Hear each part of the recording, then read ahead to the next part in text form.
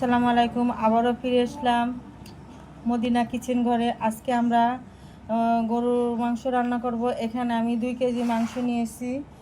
মাংসটা আমি কেটে নেব।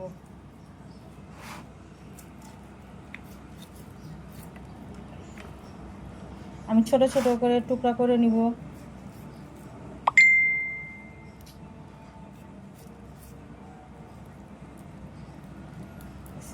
ওটা কাটা হয়ে গেছে, ছোট ছোট গুটি করে নিচ্ছি। দেখেন একটা হাড্ডি দিচ্ছে কত বড়।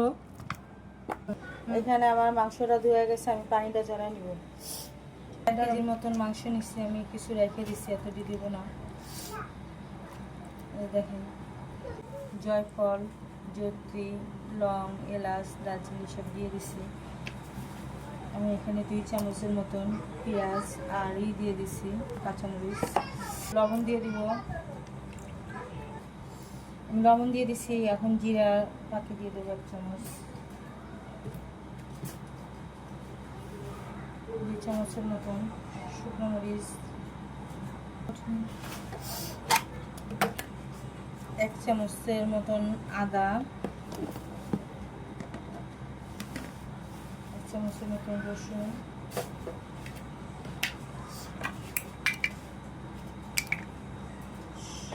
সরষের তেল দিয়ে দিব,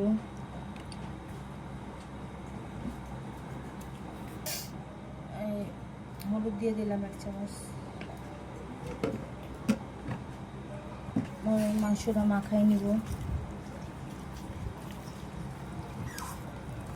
লেবু চিপড়ে দিব, লেবু রস, সস দিয়ে দিব। এখন বসাই দিব চুলায় বসাই দিছি। আমি এখন একটু পেঁয়াজের পেস্টটা দিয়ে দিব।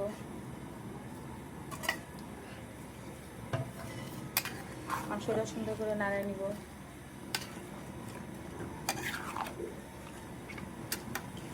মাংসটার ভিতর পানি দিব না, আমি ঢাকনা দিয়ে ঢেকে দিব। জাল কমাই দিছি, আস্তে আস্তে হোক। আমি 15 মিনিট পরে ঢাকনা দিয়ে রেখে দেব। 15 মিনিটের জন্য রেখে দিব। ফিরে আসলাম 15 মিনিট পর, ঢাকনাটা উঠাই দিব। আমি মাংসটায় পানি দিই নাই, পানি ছাড়ছে, আস্তে আস্তে করে দিচ্ছিলাম।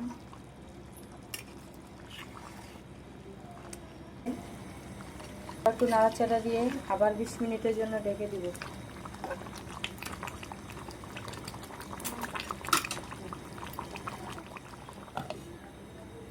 আবারও ফিরে আসলাম, মাংসটা নাড়াই দিব। আমার মাংসটা হয়ে গেছে, মাংসটা পানি নাই, তেল ছেড়ে দিছে। আমি এখন একটু গরম মশলা দিয়ে দিব। গরম মশলা দিয়ে দিব 1/2 চামচের মতো, 1 চামচের মতন জিরা পাখি দিয়ে দিলাম। মাংসটা আবার জিরা দিয়ে নাড়াই দিব। আমাকে ভিডিওটা যদি ভালো লাগে লাইক, শেয়ার, কমেন্টস করবেন, সাবস্ক্রাইব করে দিবেন, আমাদের পাশে থাকবেন। আমার মাংসটা হয়ে গেছে, মাংসটা আমি নামাই নেব। কত সুন্দর হয়েছে কালার, তেল ছেড়ে দিচ্ছে।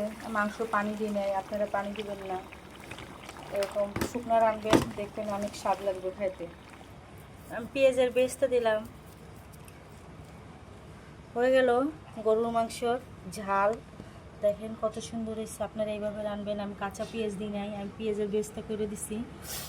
আমাদের ভিডিওটা যদি ভালো লাগে আমাদের পাশে থাকবেন, আমাদের কমেন্টস করে জানাবেন,